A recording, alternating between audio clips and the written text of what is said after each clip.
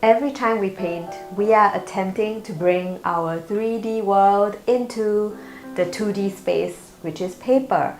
Now, this can prove to be such a challenge, especially since what we're trying to do is we're trying to make sense of the world around us and then putting it on paper. Today, I wanted to walk you through the reasons why our paintings are flat and how exactly we can overcome that, the steps that you can take to help you to elevate and make your paintings pop. Now, if you're new to my channel, my name is Jillian. I'm an artist based in Singapore.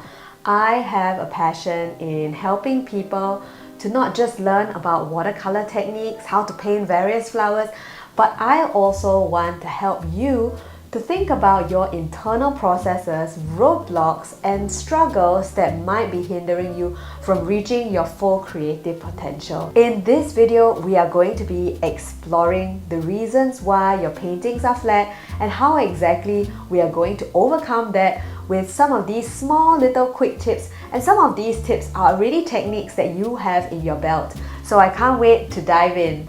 Reason number one. Many of us focus on just one layer in our painting.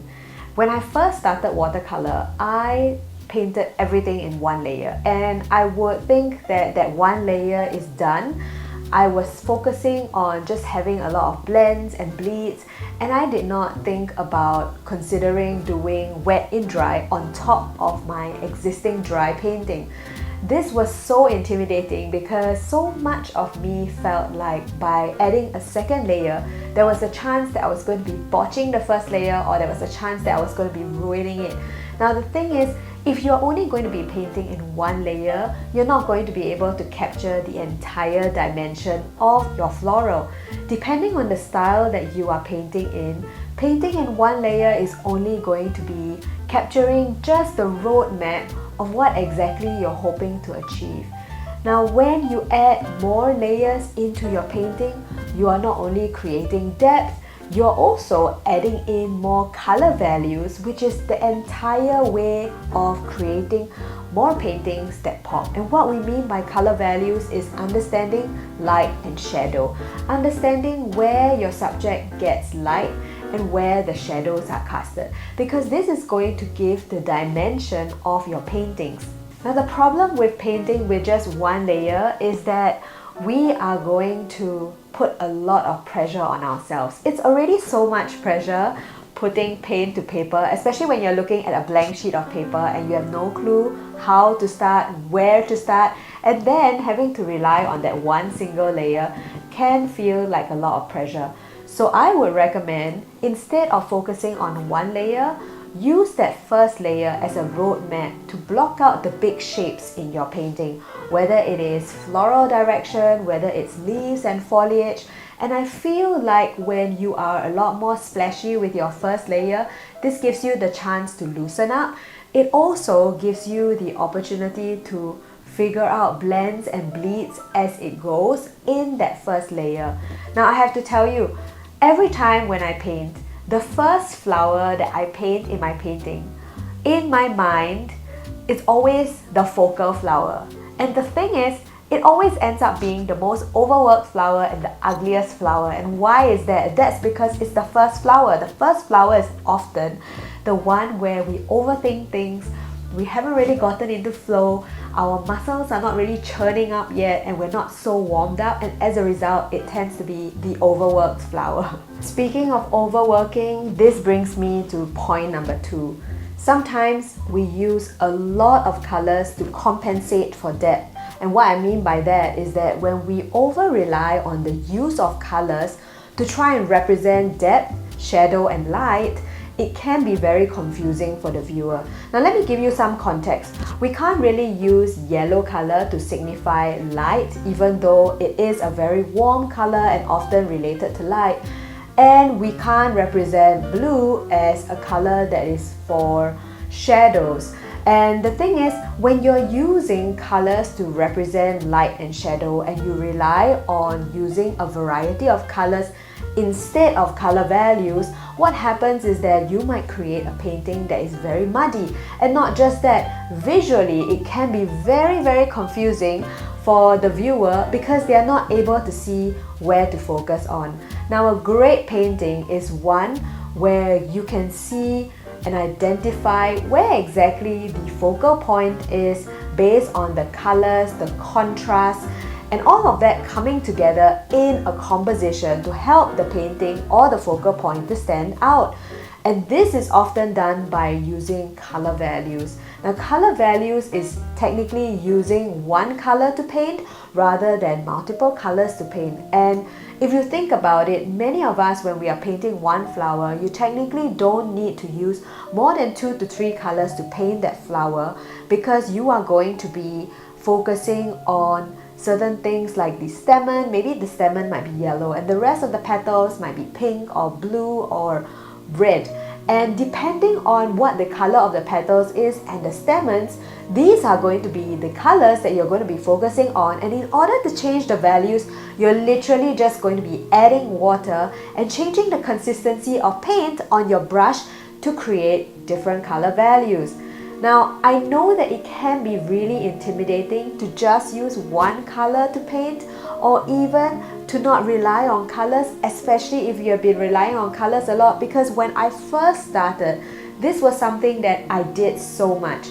I would use orange, yellow, red to represent all of those analogous colors to represent my depth, where I would have certain lights and shadows going in that analogous color form. Now, what I didn't realize was that I could not create harmony within my painting, because my painting would be a mixture of so many different rainbow colors coming out and popping in different directions, which made it very jarring and too visually confusing for the viewer. So think about how you're using colors in your painting and switch it up to color values instead. This is going to help you to not only create better visual interest, it's also going to help you to focus more on light and shadow, which is important to helping your paintings pop rather than color. Now, another thing about using too much color in your paintings can also result in muddying. And what I mean by muddying is that the thing about watercolor is that you are going to be using water, paint, and the water and paint interact, move on the paper, and quite often as we are working on one little corner of our painting, the other little corner that we were working on earlier and drying might be moving and interacting. And sometimes we're not aware that certain complementary colors are actually interacting or even sitting next to each other on the painting, and as a result create some of those muddy or dull colors. So think about how you're using colors and make sure that you keep in mind that the interaction between water, paint, and how they move on the paper, whether it's through blending and bleeding, and all of these techniques can really impact and give certain effects that maybe you don't want and result in some of those muddy or flat paintings. My favorite way to counter the use of color is to limit the amount of colors that I use in my painting. And when we talk about limited color palette, it is not necessary about using just your primary colors or just your secondary colors, because I know that that can be very intimidating. And for some of us, if we are not confident with mixing colors, talking about a limited palette can feel like very daunting. So I want you to think about a limited palette in terms of choosing 4 or 5 colors that you really like to have in your painting. Think about how you're going to use those 4 or 5 colors throughout in the painting, and with those 4 or 5 colors, even consider having them mix with each other and see what kind of color combinations come about with those 4 or 5 colors. And I feel like that is a better definition of limited palette if you are painting, and this way it reduces the reliance on color, and it also helps you to consider the use of color values throughout your painting as well. Adopting monochrome studies or doing small thumbnails where you are creating an understanding of where the lights and shadows are in your shapes is also going to help you to build your composition better. I think so many of us look in a page and we are so overwhelmed because we have no clue how we have planned. We have not done any thumbnail sketches, and this is also something that I am doing as a work in progress, where I feel like thumbnail sketches are going to help me to elevate my painting. It's also going to help me to be more thoughtful in planning my painting. And I would encourage you to consider doing thumbnail sketches or even value studies before you actually do your painting, so that you can have at the back of your mind where the lights and shadows are casting, and this is going to help you to rely less on color. The third reason why your painting feels and looks flat is possibly because of the shapes that your paintings have. Now, the thing about a painting is that it should be made of a variety of shapes, and what I mean by variety of shapes is that your shapes and objects should vary in size, because this is going to show the viewer a sense of distance. Now, every time we look in the photograph, we know that things that are closer to us are often bigger, larger, and of warmer colors, while things that are further behind are often smaller, receding, less detail, and less contrast, and often a lot more blurry as well. When you study a photo and you know this pattern, this is how you can create the same system in your painting, where you are also going to ensure that the things that you want to be in your focal point should be standing in the forefront, larger, with more detail, as compared to the things that are in the background that should be smaller, more blurry, and less detail. I hope that this also gives you a better perspective of how sometimes when we have everything of the same size, it does not really create any interest or contrast in your picture, which results in a very unappealing and boring painting. This also makes the painting appear flat. If your painting is all in the same size, it can be so hard for the viewer to distinguish which are your flowers in the foreground and in the background. And having that distinction is again going to create more depth and more dimension throughout your painting. Varying the size of your shapes in your painting is also going to give your painting movement. It's always often nice to get some smaller bits that are hanging around the back, and even though there might be small little drops and drabs, you don't see them so much, but they create a movement in the entire painting that is going to bring everything together.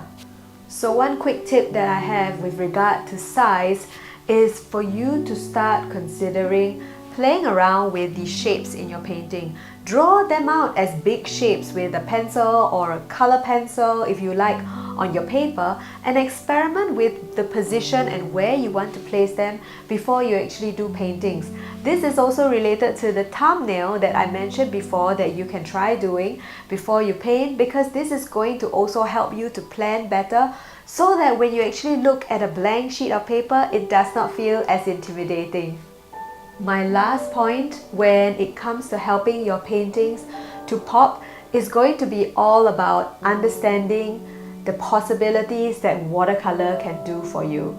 Now, the thing about watercolor is that you get the advantage to use water, and water is going to help to create blends, bleeds, and it's also going to help you to create movement.